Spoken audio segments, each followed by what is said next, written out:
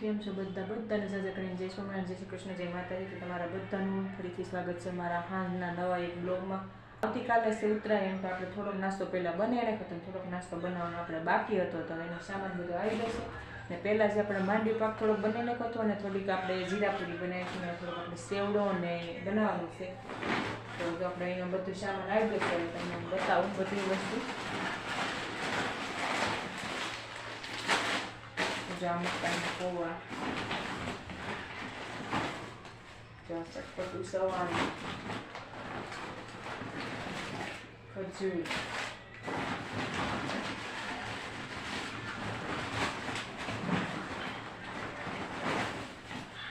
ડુંગળી, મકાઈના પૌવા,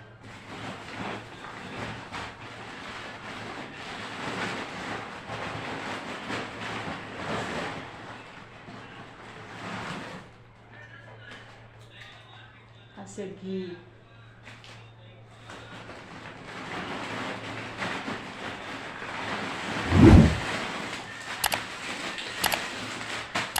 મમરા,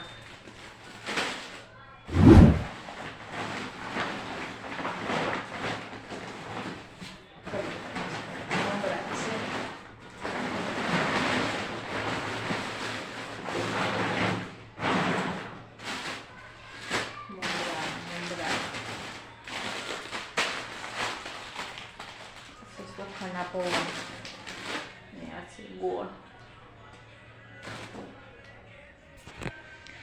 તો એટલો સામાન આપણે આવી જશે બધે.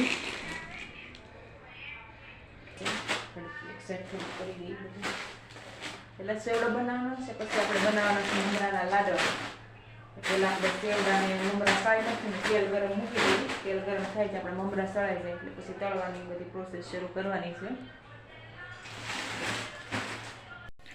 તો આપણે જો તેલ ગરમ મૂકી દીધું છે, તો આપણું તેલ ગરમ થાય ને તો આપણે મમરા સાળી નાખવાના છે. પહેલાં આપણે પૌવા સાળી નાખીએ. તો જે આપણે પૌવાની થેલી લઈ લીધી, કટિંગ કરવા જરી કાપી દે.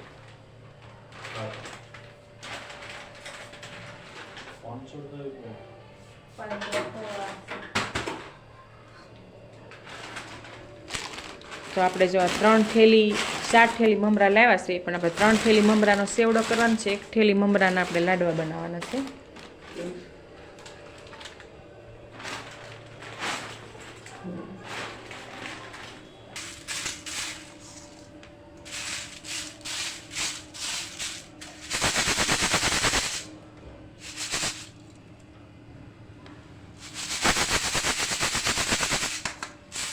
આવી રીતે આપણે બધા પૌવા સાળી નાખવાના છે. આપણે મકાઈના પૌવા સાળીએ ને આપણે આ ચોખાના પૌવા સાળી નાખીએ.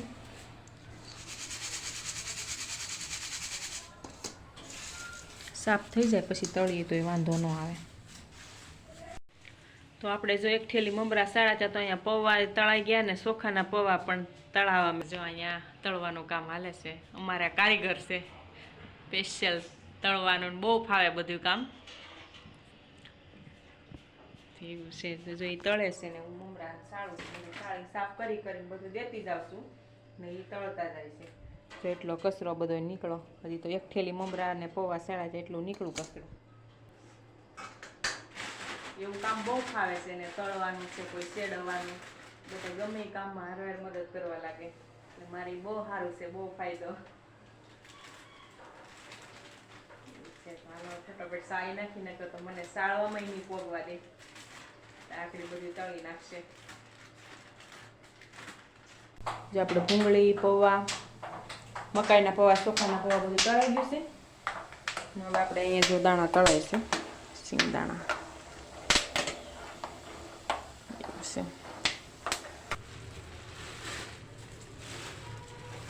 સટ્ટું પટ્ટું સવાણું નખાઈ ગયું છે. કેવું લાગે? સારું છે. સારું લાગે ને મસાલાવાળું. આપણે જો બધી વસ્તુ તળાઈને રેડી થઈ ગઈ છે. હવે આમાં આપણે હળદર, મીઠું ને મરચું ને ખાંડ થોડું દળેલું નાખવાનું છે. આપણે જો થોડું તેલ આમાં આપણે વઘાર કર્યો છે. હળદરવાળું તેલ છે તેને આપણે નાખી દઈએ થોડું થોડું.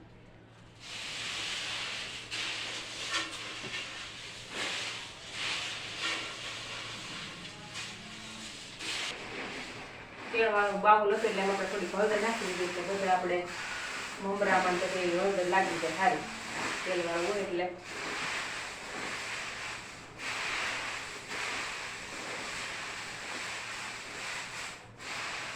પેલા આમાં મીઠું ને નાખી દઈએ ને તો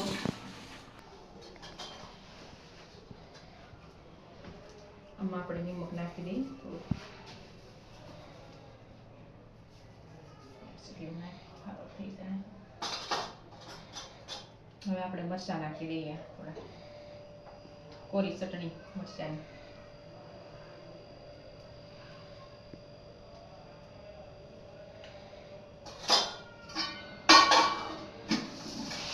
મસાલા આવી ગયા.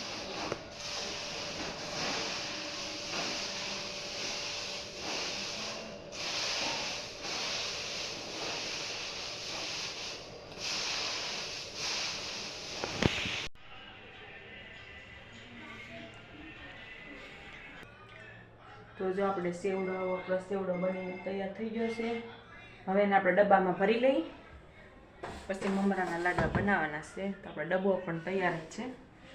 તો આપણે જે સેવડો બનીને તૈયાર થઈ ગયો છે ને હવે આપણે મમરાના લાડવા બનાવવાના છે. તો જો આપણે એક થેલી મમરાના આપણે લાડવા બનાવવાના છે. એક થેલીના આપણે મમરા સળાને તૈયાર થઈ ગયા છે ને હવે આપણે ગોળની સાંકળી કરવાની છે. તો પહેલાં ગોળ લઈ લઈએ આપણે.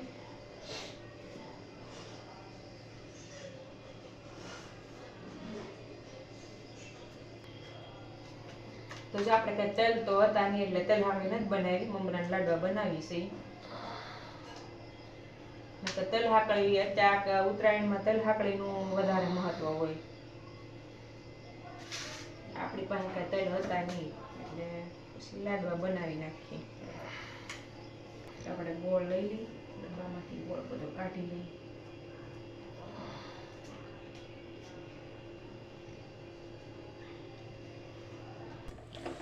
તો આપણે જો ગોળ મૂકી દીધો છે સાહણી કરવા.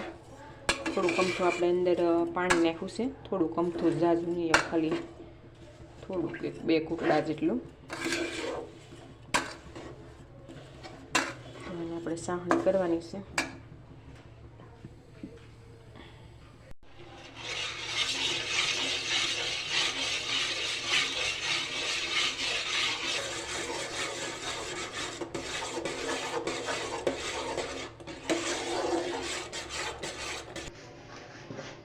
આપણે જો સાહણી બની ગઈ છે, મમરામાં નાખી દઈએ. હવે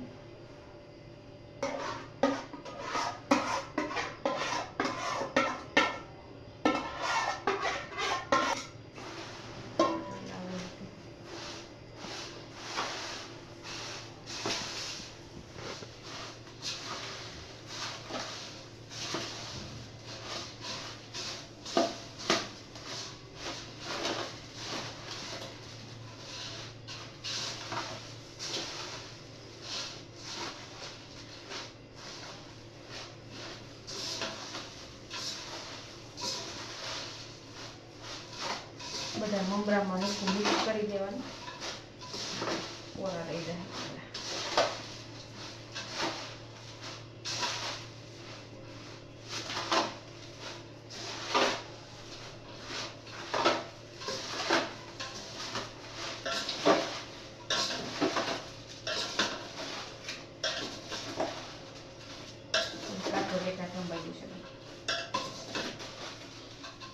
હવે આપણે આ ગરમ ગરમ છે ને તારા લાડવા વાળવા મળવાના છે ને પછી ખરી જાય ને પછી લાડવા નહીં વળે. અને આપણે ફટાફટ લાડવા મળી વાળવા. બધી મસ્ત સાહણી થઈ ગઈ છે એટલી. અને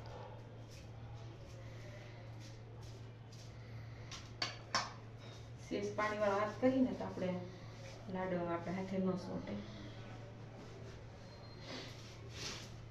ફટાફટ મળી વાળવા.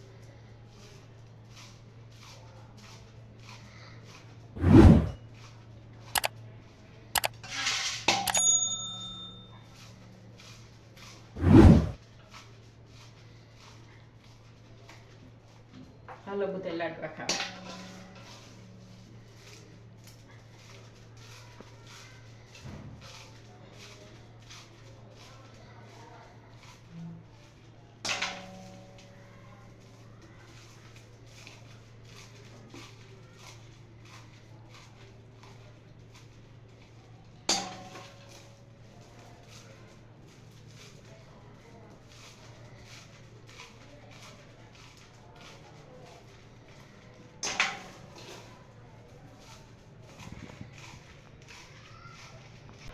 તો આપણે જો લાડવા બનીને તૈયાર થઈ ગયા છે.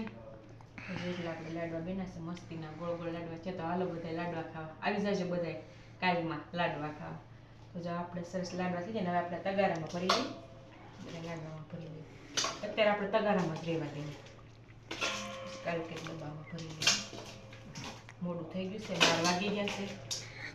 હજી આપણે એડિટિંગ કરશું એટલે